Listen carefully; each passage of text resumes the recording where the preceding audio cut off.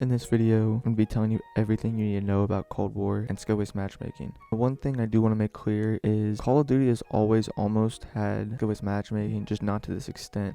This is probably the worst year of Call of Duty I've ever played. It's worse than Advanced Warfare, honestly, and Ghosts and everything. A lot of people are saying skill-based matchmaking has toned down, but honestly, I think it's just a placebo effect because it legit took me an hour to get one decent game for a commentary video. Activision is the one in charge of making skill-based matchmaking, so when people tell Treyarch to tone it down, I'm pretty sure it does nothing because Treyarch can't control that at all, and I'm pretty sure it's all of Activision's fault for doing this. A lot of people have seen this tweet on Christmas, which probably gave a lot of people hope for skill-based matchmaking getting removed from the game. Sadly, it was a hacker who took control of his Twitter account and said this, but I got some more of the word out there, so I'm trying to find as much hope that I possibly can in this bitter situation that we were all dealing with. A lot of people have thought it was true. I thought it was true when I saw it, but honestly, if it was true, I would have to say it is most likely the greatest gift I could have ever received for Christmas. Some people say skill-based matchmaking is toned down.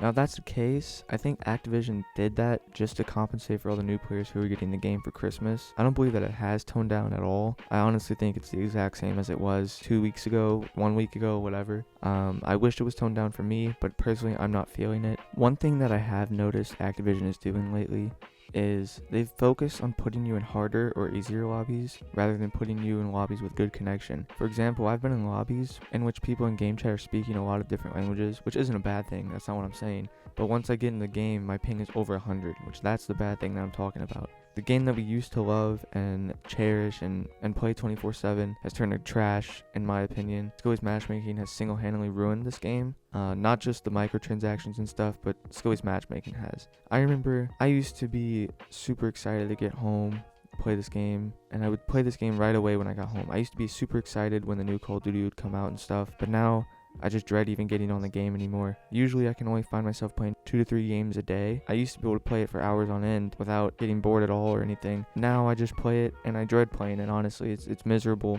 And one thing I have noticed is when I play with a party of people, the lobbies have been much harder than they are when I play by myself. Now, I don't know why that is, but that's just one thing I've noticed. Another thing I've noticed is skill-based matchmaking is less prevalent and less strong, I would say, when you go into team deathmatch. But when you go into like limited time modes like Raid 24/7 or Nuketown, I've noticed that the skill-based matchmaking is a lot heavier and it's a lot harder to play with because so much more people are playing it. I guess I'm not really sure why, but that is one thing I've noticed, that it's a lot harder to play in limited time modes. Now for this next segment, I saw a YouTuber named Fixer making a video about it, and I want to reiterate some of the points he made in his video. His channel will be in the description. Fixer says in his video, Activision can determine a certain player's skill level and adjust the difficulty of his next match based on the match he just finished, which I think is ridiculous. I think that's way too powerful, and I don't think that they should be able to do that. But another thing Fixer says in the video is that skill-based matchmaking isn't the real reason why people are feeling horrible about this Call of Duty. The real reason people feel horrible about Call of Duty is because of the engagement optimized matchmaking. Engagement optimized matchmaking tracks how much you cooperated in the game you just played, and if you don't cooperate in the game per se, they will put you in worse lobbies from that point up until you do well. This brings me to my next point of reverse boosting. Many content creators have come out and said that they reverse boost in order to get good gameplays. For example, some of these people who came out and said that they reverse boosted are Korean Savage, Scump, and Nadeshot. They've all said that they reverse boosted, which I think this is huge considering they bring in a lot of new players to Call of Duty, and they have a huge voice in the community. Scump actually got fined from Activision because of the things he said about the game, but I completely stand with him and what he says. I think it's great someone this big in the community is speaking out about how trash Call of Duty has become. Tony Flame tweeted this out saying, "Merry Christmas to you all, especially the Christmas noobs. If it can snow in California with 0% forecast, anything is possible this holiday.